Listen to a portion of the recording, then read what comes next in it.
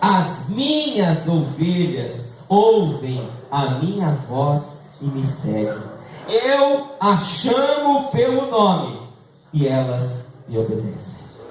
Que coisa maravilhosa quando o homem, quando a mulher coloca no seu coração o desejo de ouvir a Deus, reconhecendo que precisa de Deus, reconhecendo a sua limitação.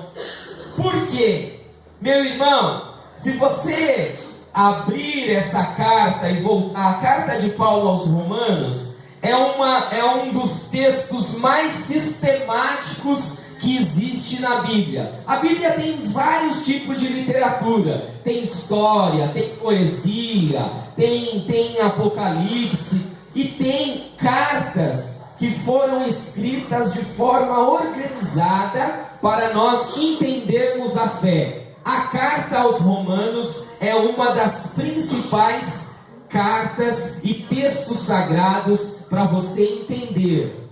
Vou falar 3 coisas que eu quero que o Espírito de Deus coloque no seu coração nesta manhã, para você entender por que você precisa da salvação de Deus, para você entender como você se apropria da salvação de Deus e para você entender como viver a nova vida pela fé. Amém? Glória a Deus, aleluia. Quando eu vou lá para o capítulo de número 1, alguém vai falar, os crentes falam, né, que todos precisam da salvação, mas salvar do quê? Eu não tenho nenhum problema para ser salvo.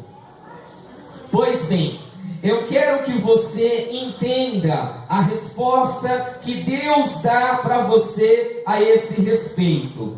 O interesse de Deus é abençoar a vida do ser humano na terra, de tal maneira que este ser humano perceba o quanto ele depende de Deus para ser feliz. Ou seja, Deus quer a nossa felicidade, mas essa felicidade depende de eu estar ligado, de eu estar conectado com Deus. E nós vamos perceber que, num primeiro momento, ninguém está conectado com Deus. No primeiro momento, a Bíblia fala que nós estamos debaixo do pecado. Então eu quero que você me acompanhe num texto bem difícil e bem pesado de Romanos, no capítulo 1, a partir do versículo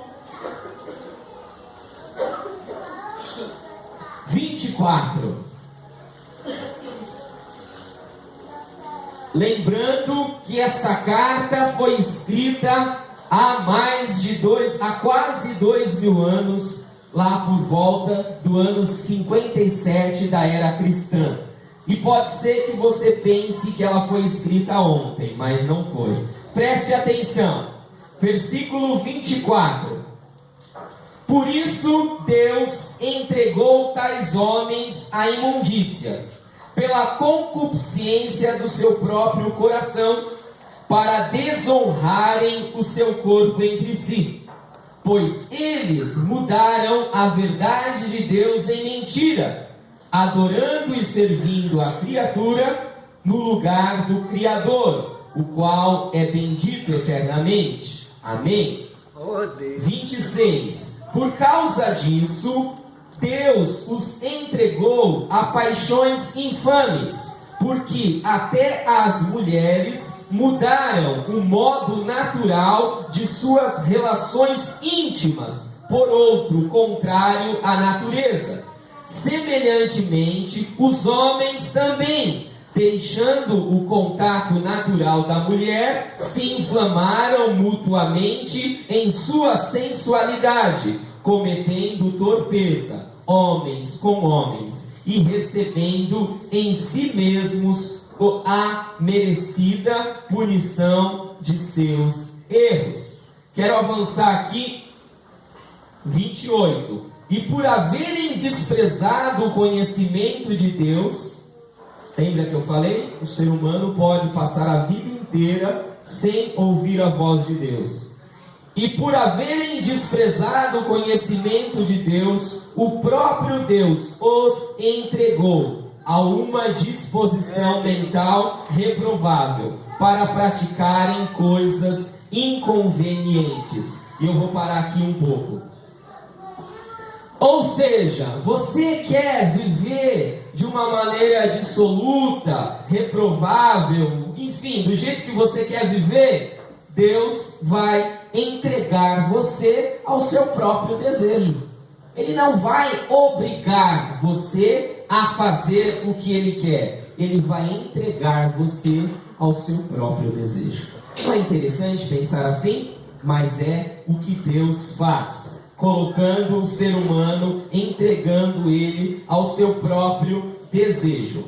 E aí ele vai e continua falando disso, e aí ele entra numa questão que é a seguinte: você pode fazer o que você quiser com a sua vida. O que você não vai fazer é conseguir fugir das consequências das suas decisões. Então, ele vai dizer o seguinte: tanto aquelas pessoas que se dizem religiosas, como aquelas que não o são, estão debaixo de um olhar de Deus. E esse olhar de Deus considera todas as coisas. Preste atenção, eu vou pular agora para o capítulo de número 3. Ele já falou ali, no tempo que nós temos, eu não tenho como ficar lendo todos os versículos, mas eu quero te encorajar a você depois na sua casa ler inteiro. Eu estou pegando aqui uns pontos principais. Então pegamos a questão do pecado que existe na humanidade e que Deus entrega o ser humano a esse pecado. Lembrando que a primeira pergunta que eu estou tentando responder para você através dessa palavra é: por que o homem precisa ser salvo? Primeira coisa, ele está em pecado. Ah, tá bom, deixa eu com o meu pecado para lá. Não gostaria que você pensasse assim. Versículo 9 do capítulo 3.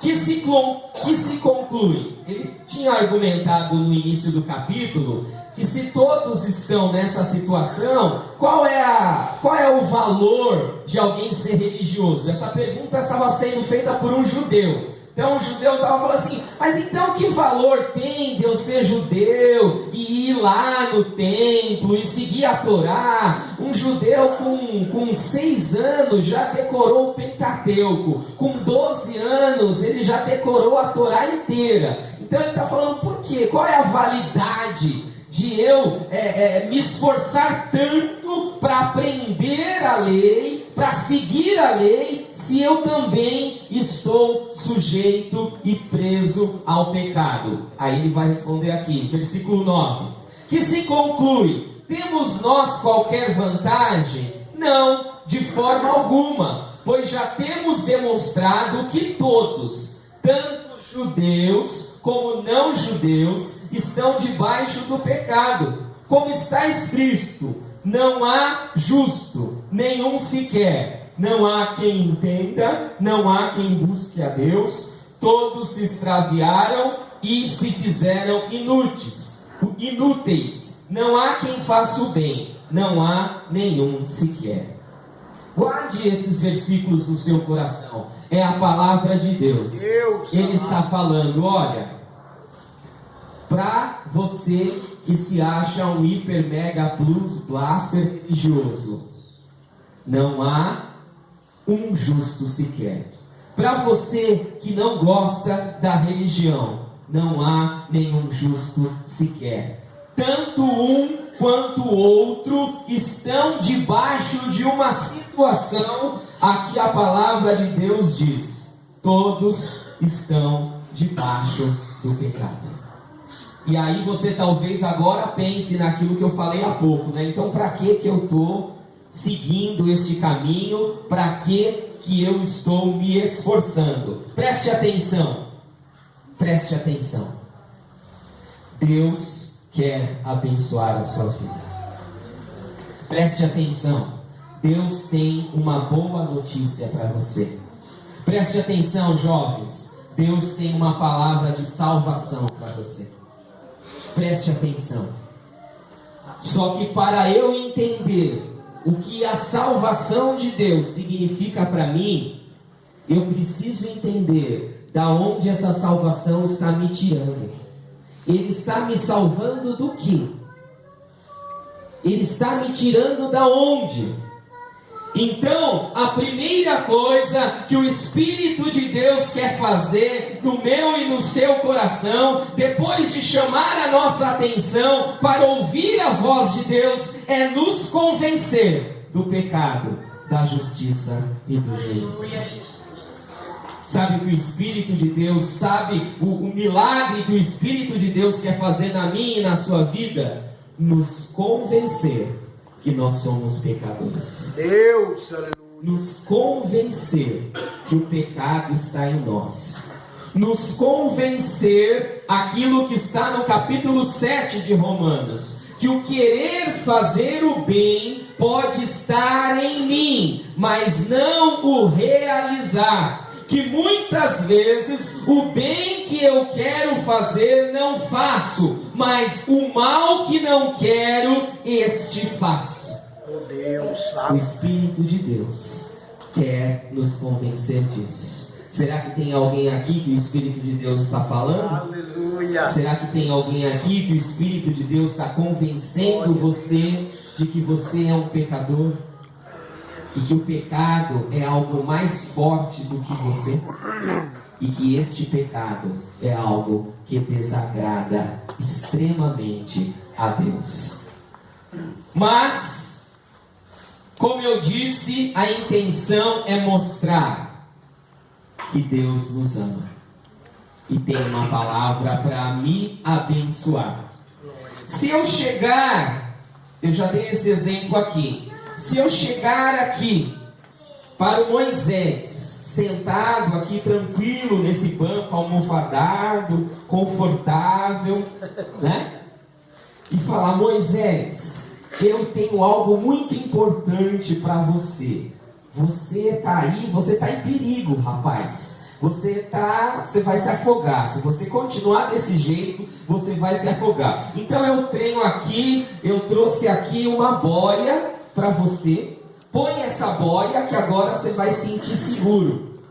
O que o Moisés vai fazer? Bom, além de dar uma risada, ele vai ficar pensando que eu surtei, né? Porque ele sentado no banco ali, confortável, eu dizer para ele que ele vai se afogar e que eu tenho algo importante para dar para ele, que é uma boia que ele vai se salvar. Ele vai ficar meio... eu gosto do Alberto, ele é gente boa, mas acho que já era. Foi. Próximo, chama o próximo pastor, porque esse já entregou os pontos.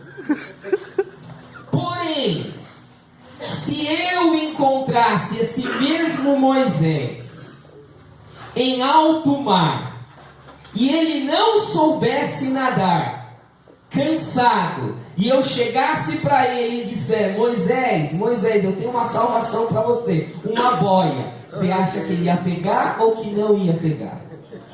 Você acha que ele ia olhar com aquela cara de espanto, dizendo que eu sou doido? Ou ele ia nem abrir a boca e já catar a boia e quase me afogar junto com ela? Você entende isso? O Espírito Santo quer trabalhar numa perspectiva espiritual no meu e no seu coração e nos convencer que nós somos pecadores e que estamos numa condição de dificuldade diante de Deus. Por quê? Porque Ele tem algo para nos oferecer. Mas se nós não enxergarmos aonde nós estamos, o que Ele nos oferece, a gente pode dar as costas e falar: eu não preciso disso, eu estou bem, eu estou tranquilo. Você está entendendo? Diga graças a Deus. Amém. Graças a Deus. Você está entendendo? Diga glória a Deus. Glória a Deus. Aleluia. Pois bem, a palavra de Deus diz então que não há nenhum justo, nenhum sequer. Todos se extraviaram e juntamente se fizeram inúteis, e todos estão separados de Deus e da sua glória. Sejamos nós, pessoas religiosas ou não, estamos debaixo do pecado. Segunda coisa que eu disse que nós íamos ver nessa palavra: como Deus faz para salvar pecadores. O nosso texto principal foi Romanos 5:1. Justificados, pois, pela fé, tenhamos paz com Deus, por meio do nosso Senhor e Salvador Jesus Cristo. Preste atenção. A graça de Deus e o amor de Deus é tão grande que Deus pensou numa maneira de nos salvar, de nos resgatar e de nos transformar em filhos amados. Só que nós viemos nesse mundo, cada um numa situação, né? Quem sabe tem alguém aqui que nasceu numa família bastarda aí da Zona Sul. Quem sabe alguém nasceu aqui em berço esplêndido e tem posses e tem bem, é algum empresário. Algum outro pode ter nascido com uma situação de, na sua casa, muita necessidade. Uma outra pessoa, de repente, não conheceu o pai. Uma outra não conheceu a mãe. Enfim, nós nascemos nesse mundo em diversas situações diferentes. E aí você foi se entendendo como gente, você foi estudar, você foi procurar melhorar a sua vida e melhorar a sua condição. A maior parte do esforço que nós fazemos nessa vida é a luta pela sobrevivência. Então você vai buscar trabalho, você vai buscar uma maneira de ganhar o seu pão de cada dia, você vai estudar, você vai querer de alguma forma, independente de onde você nasceu, da família onde você nasceu e dos recursos que você tem, independente disso, você vai fazer um esforço para tentar ser feliz. Quem está tentando ser feliz aqui nessa manhã? Deus. Glória a Deus. Quem está tentando ser feliz? Deus amado. Há algumas pessoas que no meio deste caminho encontram tanta dificuldade que desistem de ser feliz. E aí a gente começa a identificar uma patologia que é muito conhecida hoje, quando a pessoa começa a entrar em depressão.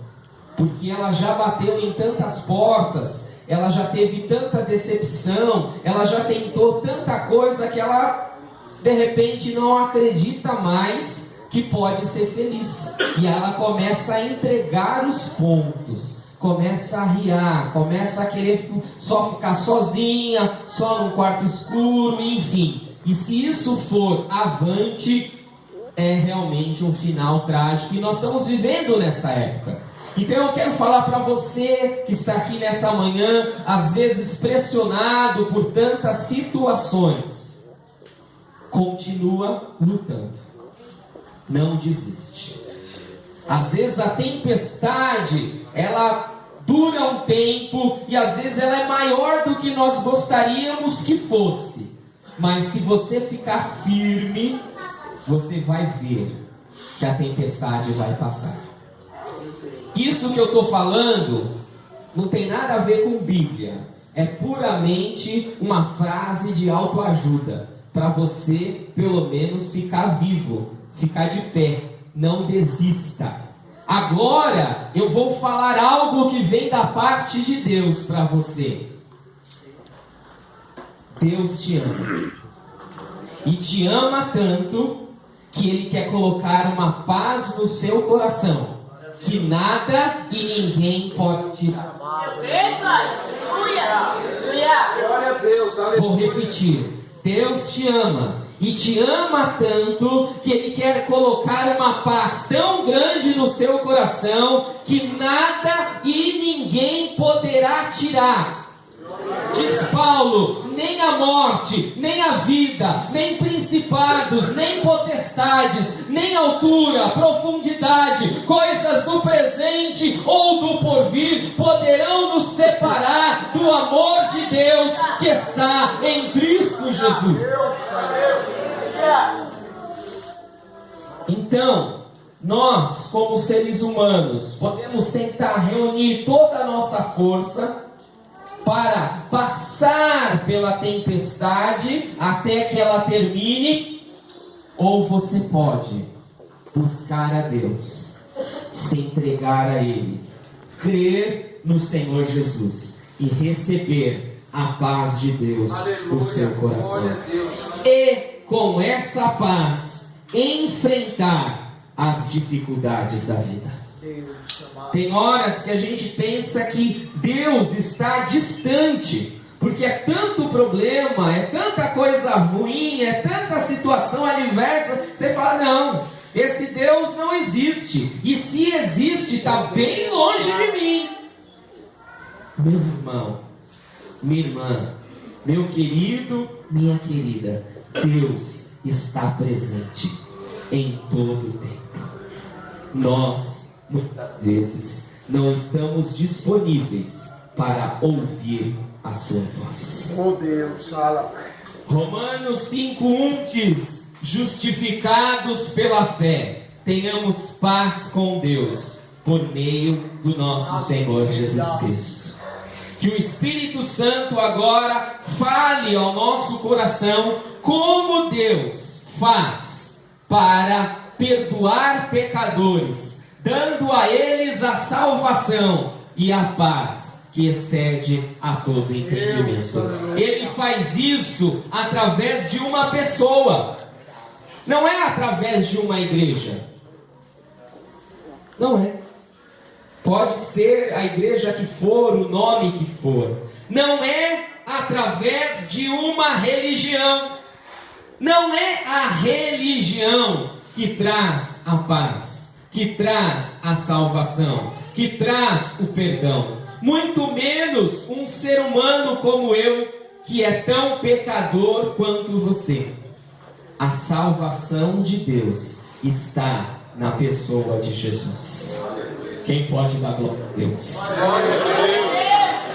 A salvação de Deus está na pessoa de Jesus. Ele, e apenas Ele, tem o poder de te salvar, de me salvar, de nos salvar. Por quê?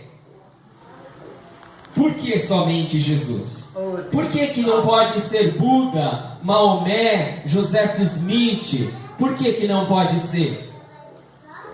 Porque somente Jesus, sendo o Filho perfeito de Deus, veio a este mundo e morreu na cruz para pagar pelos nossos pecados.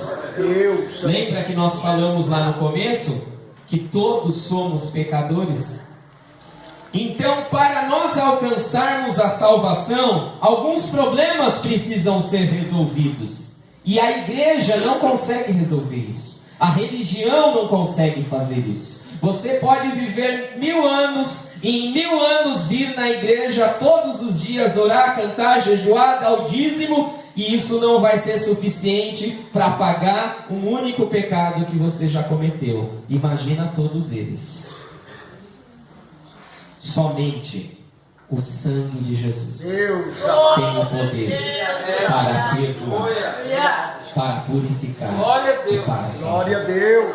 Por que, pastor, somente o sangue de Jesus? Porque foi o próprio Deus quem enviou Jesus para isso. João 3,16, jovens. João 3,16, homens. João 3,16, mulheres. Diz: porque Deus amou o mundo de tal maneira que entregou o seu Filho unigênito, para que todo aquele que nele crê não pereça, mas tenha a vida eterna. Vamos aplaudir ao Senhor por isso. Porque Deus amou o mundo de tal maneira que deu o seu Filho unigênito para que todo aquele que nele crê não pereça, mas tenha a vida eterna. Ele enviou Jesus para você não perecer em seus pecados, mas para que você tenha a vida eterna. Ele é o único que tem o poder de sofrer, diz Isaías, as consequências do pecado. O salário do pecado é a morte. Eu preciso resolver o problema do meu pecado, as dívidas. Ah, pastor, mas agora eu estou vindo na igreja, tá? E o quanto pecado você já fez? Você acha que você vai poder chegar diante de Deus e falar, então, Senhor, sabe lá, né? Eu fiz umas coisinhas erradas, tal, nada muito assim, uns 1250 pecados, mas deixa isso de lado. Não pense assim, meu irmão. Ou você resolve os problemas dos seus pecados, ou você não tem a salvação e entra no céu. Mas Deus, que é grande em amor e infinita bondade, diz para você o seguinte: justificados, pois, pela fé, tenhamos paz com Deus por meio de Jesus Cristo. Eu envio meu Filho ao mundo, ele vai até a cruz do Calvário, e aquela morte, para você que crê, é suficiente para perdoar os seus pecados. Agora o Espírito Santo precisa fazer uma coisa muito forte no meu e no seu coração: nos dar fé para olhar para Jesus e crer que aquilo que Ele fez é suficiente. Esta fé é a fé que Deus te dá e pode verdadeiramente te salvar, te transformar e te libertar. Você olhar para Jesus e falar: Pai, eu não posso fazer nada pelos meus pecados, mas eu creio que aquilo que o teu filho fez na cruz é suficiente. É suficiente. Eu creio que o sangue que Jesus verteu naquela cruz é poderoso para me perdoar, é poderoso para me purificar, é poderoso para me justificar. E é isso que Paulo está falando aqui: justificados, pois, pela fé. A palavra justificado, para quem não está muito acostumado com termos bíblicos, ela significa declarado justo, declarado inocente. Declarado justo, declarado inocente. A figura aqui é de um tribunal. Você entra num tribunal, tem lá o juiz, tem o promotor da acusação e você como réu. E você entra neste tribunal e você tem a sua lista de pecados intermináveis. E o juiz não deixa passar um só pecado, mas a sua lista é interminável. E aí o promotor fala: ô seu juiz, então, quando ele nasceu, ele tinha lá assim, mas olha, quando ele tinha 5 anos, rapaz, como aquele bichinho era terrível, ele quebrou tudo na casa dele, olha, quando ele tinha 10 anos, então você não imagina, ninguém sabe naquela casa o que ele fez, mas foi ele que quebrou aquele vaso. Ó, quando ele tinha 15 anos, vocês não imaginam, foi ele que criou aquela confusão na escola. E aí o promotor então tem a sua vida inteira e ele vai despejando diante do juiz. E você vai ficando pequeno, né? Porque quando alguém fala mentira de você, você pode dar de ombro, né? Não sou eu mesmo, não tem nada a ver comigo. Pode falar, nem ligo. Agora, quando alguém fala de você e é verdade, não dá aquela pontadinha assim, né? A raiva vai até subindo, né? Como descobriu? Dá aquela pontadinha, né? Então você imagina, vai dando aquelas pontadonas. E aí quando você está nessa situação, sabe o que acontece? Entra na sala aquele que é fiel. Oh, Glória a Deus. Deus. Fala. justo e verdadeiro, o advogado dos Deus, advogados. aleluia. Tenha esse advogado com você, irmão. Aleluia. Tenha esse advogado com você, irmã, porque ele é a tua salvação. Aleluia. O advogado entra no tribunal e diz: Senhor juiz meritíssimo. E o advogado simplesmente é filho do juiz, tá? Só para você entender. Senhor juiz meritíssimo, eu quero dizer uma coisa. Tudo que o senhor promotor aí está falando é verdade. Só que este meu cliente agora também é meu filho. E eu, Senhor meritíssimo, como o Senhor tinha dito, Romanos 6:23, que o salário do pecado é a morte, eu morri no lugar dele. Deus, Glória a Deus.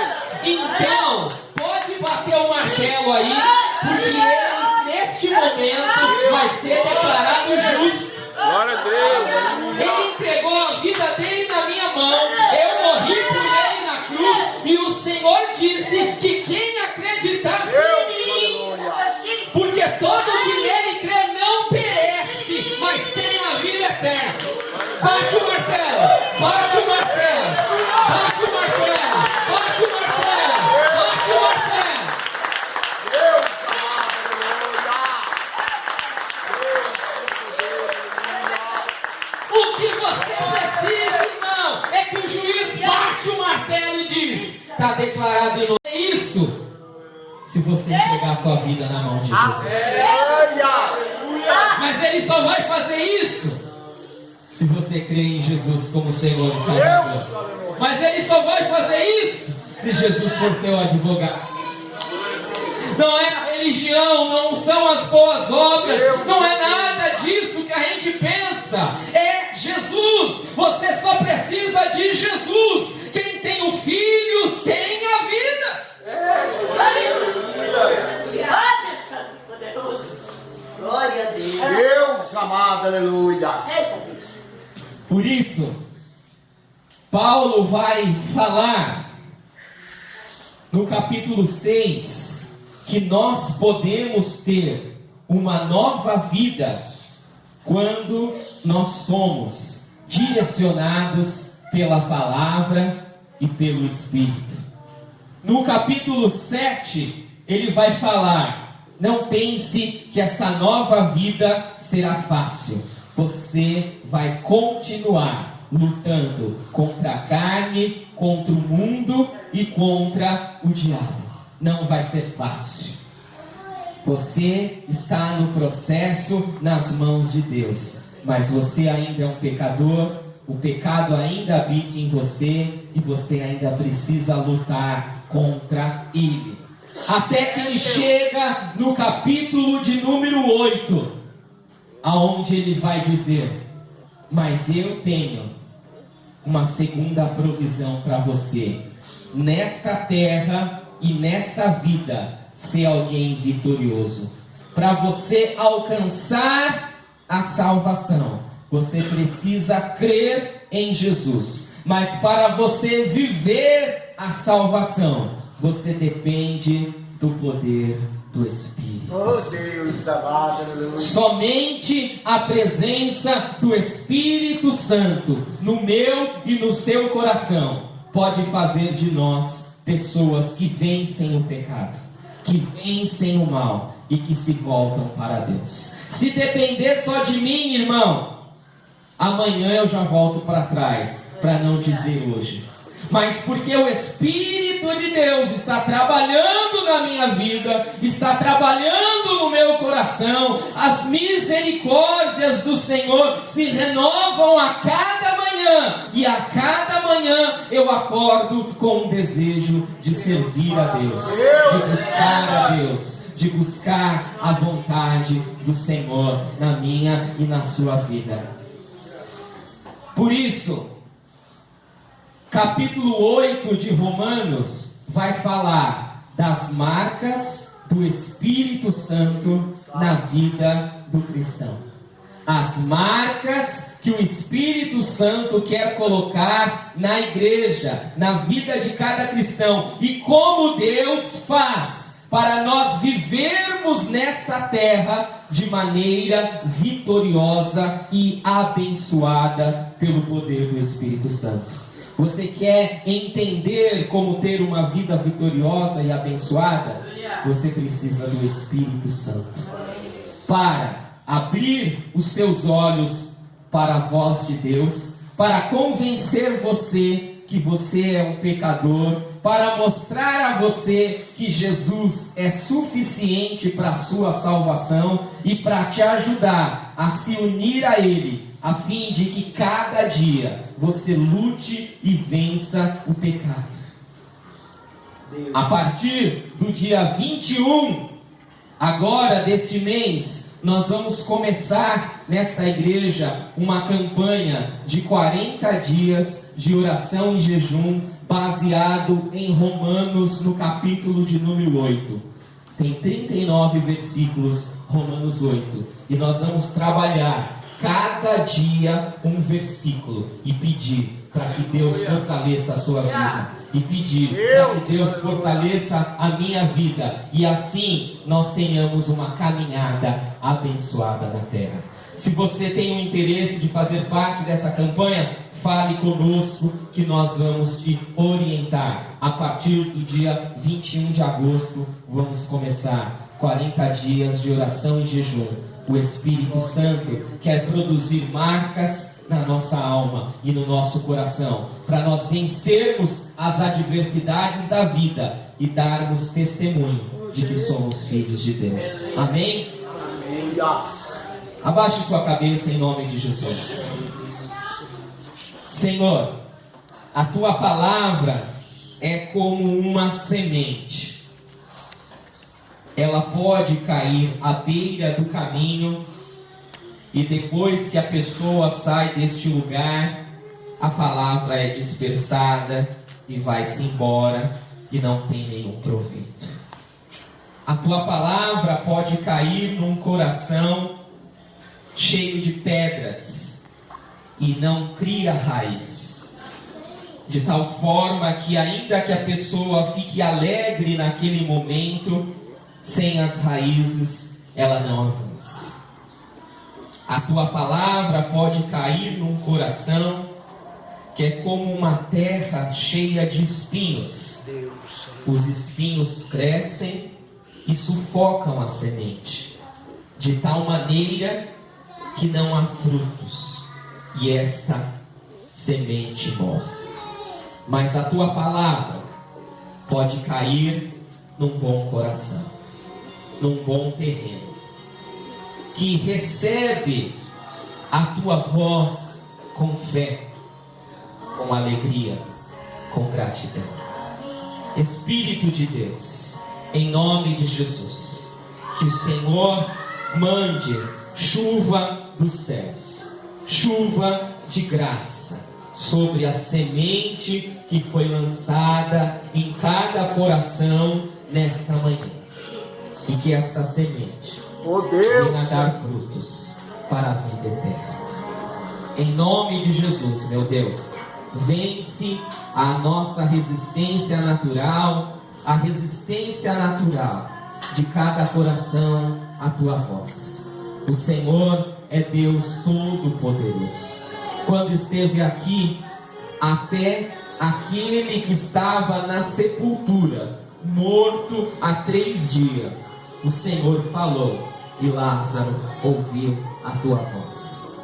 Em nome de Jesus, faz um milagre nesta manhã, neste lugar, e capacita cada pessoa que entrou aqui a ter a sua fé renovada. Aquelas pessoas, Pai, que por conta das pressões da vida, por conta das dificuldades, estão assim se desanimando, se enfraquecendo, sopra, Espírito de Deus, um renovo, sopra um ânimo, sopra esperança, que advém de ouvir a tua voz, de sentir a tua presença, a tua graça, o teu amor. Aleluia. Cura, meu Pai, as feridas da alma, as mágoas do coração, as tristezas, as angústias, as decepções. Em nome de Jesus, Pai, que a Tua palavra traga luz para o coração que está em trevas. Pai, mostra para nós o rosto lindo do Teu Filho Jesus, olhando para nós e dizendo: vem, filho amado, vem, vem como estás, Aleluia. vem aos meus braços, porque eu te amo, eu te seguro, eu te salvo e eu vou te guiar por esses terrenos arenosos dessa vida.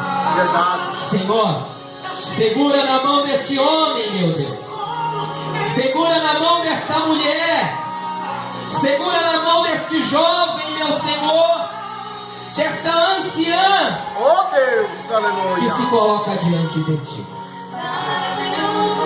Em nome de Jesus.